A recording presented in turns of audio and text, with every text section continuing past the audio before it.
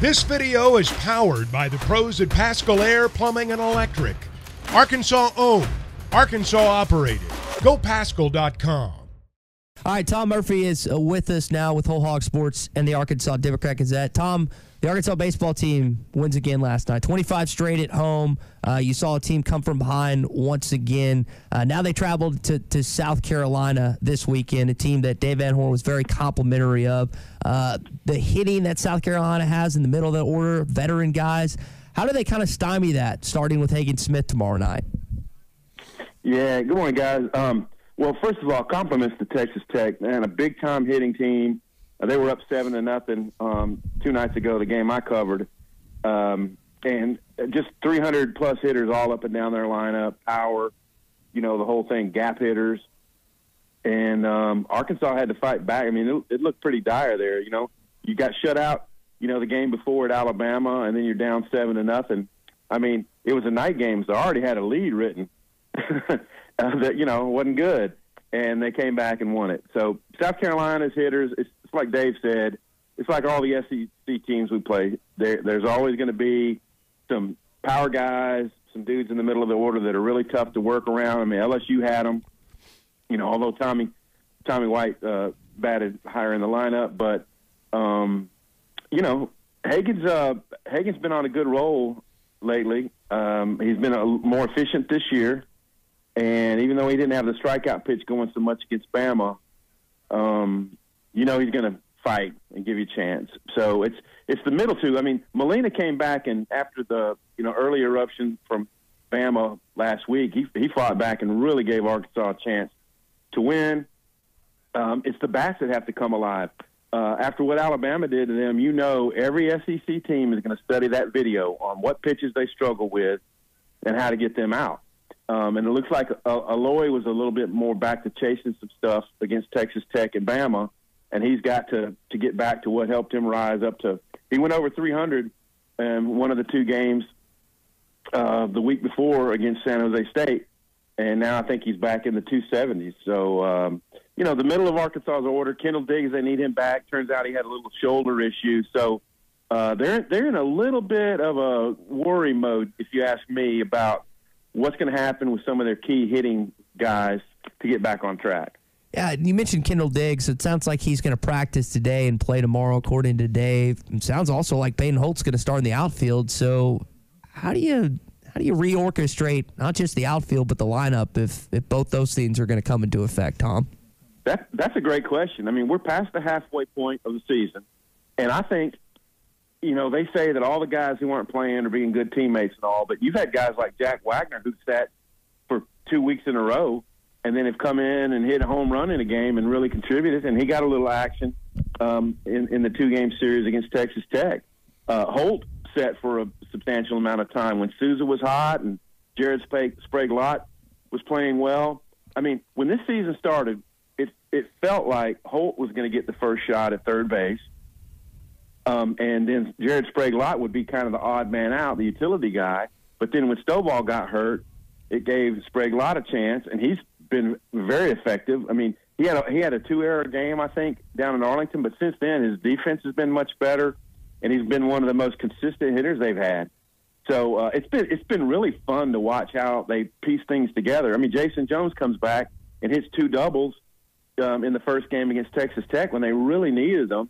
Out in left field. And so Will Edmondson has had his moments. Wilmsmeyer's a guy, you love his defense, you love his speed, but he's got to hit more. So they have really had to piece it together. Different guys have played right when Diggs is rested the last 2 midweeks. So if he's healthy, he'll be back in there. And if his back can come around and the shoulder isn't that big of an issue, it just makes Arkansas all the much stronger. Yeah. Tom Murphy with us on the McClarty-Daniel hotline. Tom, is all of this concern, and we hear a lot of it on our show, and maybe we're spreading a bit too much of it, is the concern with the hitting warranted, or is this something we should pay more or less attention to as the season unfolds?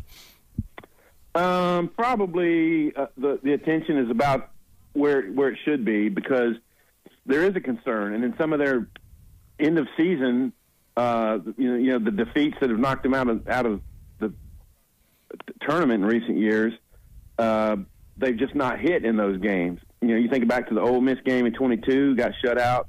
The Oregon State game in 18, you know, I think it was 5-0 in the final. So there's a level of concern. I think they have guys when they put the pieces together, they can be a good hitting team. But you do need a Loyan Diggs as being part of it. And I haven't mentioned McLaughlin. He's been pretty consistent, and he's batted anywhere from 2 to 5 in the lineup, and has been pretty good. So it's just a consistency factor. And if you get Diggs back with his shoulder, you feel like they're going to start building back up offensively. Yeah. I don't know how much you've looked at the schedule around the league. It's a blockbuster weekend in SEC baseball. You mentioned Arkansas and South Carolina, 2 top 20 teams with Carolina at 20. You got Tennessee and Kentucky playing, Bama in a big series. I mean, I don't want to say it's separation weekend or separation Saturday, but this is a big weekend for the standings in this conference. Really, really is. And I think it's A&M at Bama. And the way Bama played. It is. The way Bama played last weekend, I mean, they pitched. I mean, they look like a different team than the one that had been struggling a little bit.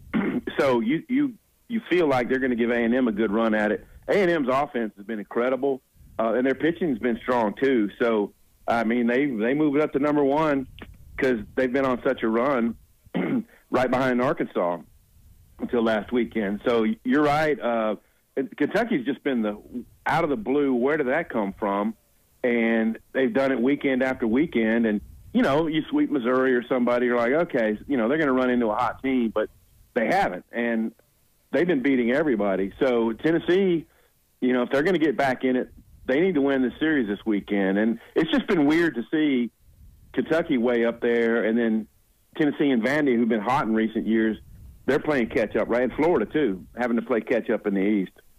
Tom, basketball question for you as he's with us on the McCarty-Daniel hotline. Arkansas put out a press release that they signed Big Z yesterday. Are you expecting more additions by the end of this weekend?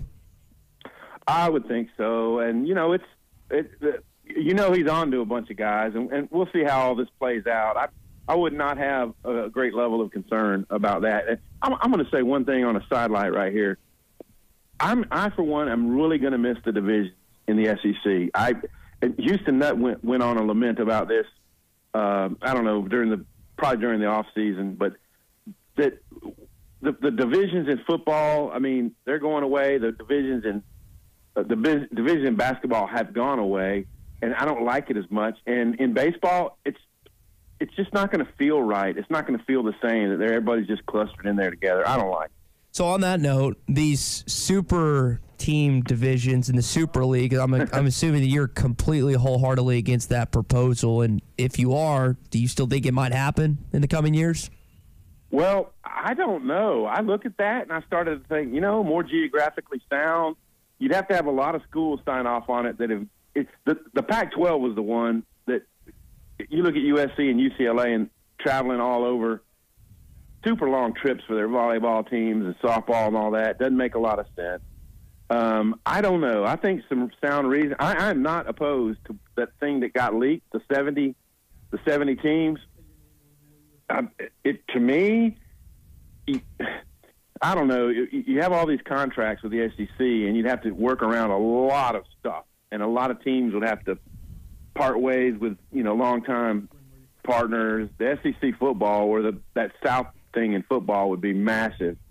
And then there's like the one called the Plains. That didn't look like a very strong football division, but I don't know. I don't know if that's really workable. It doesn't seem feasible, but I would like more sanity, and instead of superpower conferences, something more along these lines. BetOnline is your #1 source for all your betting needs. Get the latest odds, lines, and matchup reports for baseball, boxing, golf, and more. BetOnline continues to be the fastest and easiest way to place your wagers, including live betting and your favorite casino and card games available to play right from your phone. Head to the website or use your mobile device to sign up today and get in on the action. Remember to use our promo code BELIEVE. That's BLEAV for your 50% welcome bonus on your first deposit. Bet online, where the game starts.